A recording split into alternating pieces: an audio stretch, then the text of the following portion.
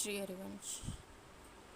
जैसे कि सभी जानते हैं, आज हम फिर चर्चा करेंगे रुस्तम मास की कथा के बारे में, जो कि भगवान का स्वयं का बहुत पावनमयी महीना है, जिससे भगवान ने स्वयं अपना नाम दिया है।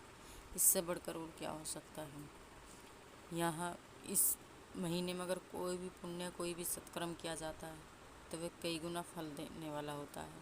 और हाँ, अगर इसी महीने में कोई पाप भी किया जाता है तो वो भी कई गुना फल देने वाला होता है।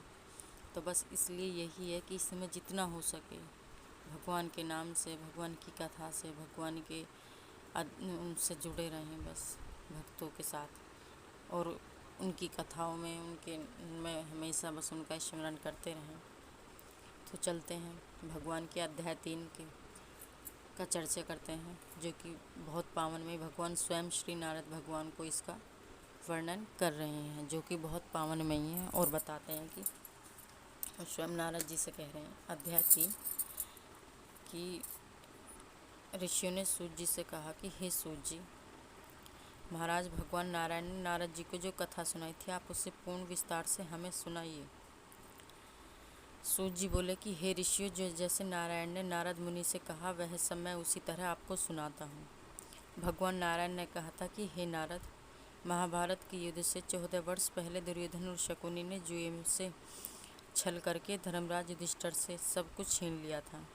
दुर्योधन के कहने पर दुशासन ने द्रौपदी की साड़ी को पकड़कर भरी सभा में खींचा। तब भगवान श्री कृष्ण ने उनकी रक्षा की थी। उसके उपरांत प्रतिज्ञा अनुसार पांडव राज्य को त्याग कर काम्यक नामक वन को चले गए। वन में पांडवों ने अनेकों कष्ट उठाए। उन दुखी जनों को देखने के लिए एक बार भगवान श्री कृष्ण काम्यक वन में पधारे। तब अपने निकट भगवान को पाकर पांडव अपने प्राणों को लौटा हुआ मानव अनुभव करने लगे। वे भगवान से प्रेम विहल हो मिले और भगवान के चरण कमलों में प्रणाम किया। द्रौपदी ने भी भगवान के चरणों में बारंबार सिर नवाया। उस समय भक्तवत्सल विश्वात्मा भगवान श्री कृष्ण बहुत दुखी हुए और धृतराष्ट्र के पुत्र दुर्योधन आदि को भस्म कर डालने की इच्छा से कोप करने लगे। अर्जुन भगवान श्री कृष्ण के इस विभत्स रूप को देखकर काँप उठे।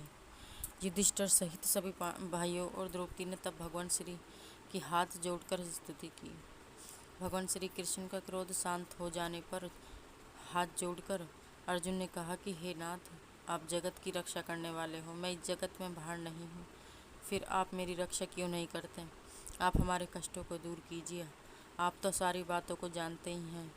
हे प्रभु, मैं आपके चरणों में प्रणाम करता हूँ। इस तरह अर्जुन द्वारा करबद्ध विनती एवं बारंबार प्रणाम करने पर भगवान श्री कृष्ण ने अपने क्रोध को त्याग दिया। हे ऋषियों, तब पांडवों ने भी संतोष माना और उनके भयभीत मुख फिर से खिल उठे।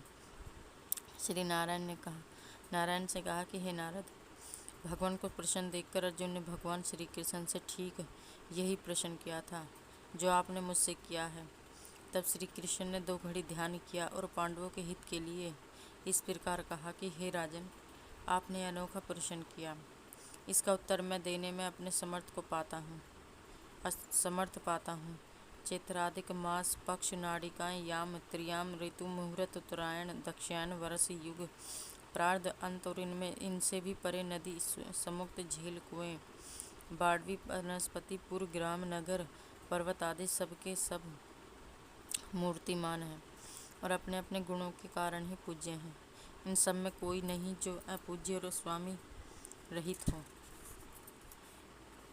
तो हे पांडव पुत्र, इन सभी में एक अधिक मास ही ऐसा था जिसका कोई स्वामी नहीं था। स्वामी विहीन होने के कारण सभी व्यक्ति उसे अनाथ, स्वामीहीन, अनिंदनीय, अपूज्य और मलमास, रवि, संक्रांतिहीन आदि नामों से पुकारते थे। शुभ कर्मों के लिए इसे त्याज्य कहकर निंदा की गई। ऐसे निंदा अपमान के वचन सुनते सुनते अधिक मास तेजहीन, निरोगी और दुखी रहने लगा। फिर अत्यंत चिंतित होकर वह मरणासन सा हो गया। अब अंत में किसी प्रकार अपने मन को समझाकर वह मेरी शरण में आया। हे अर्जुन, वह वैकुंठ माया और मुझसे साष्टांग दंडवत किया।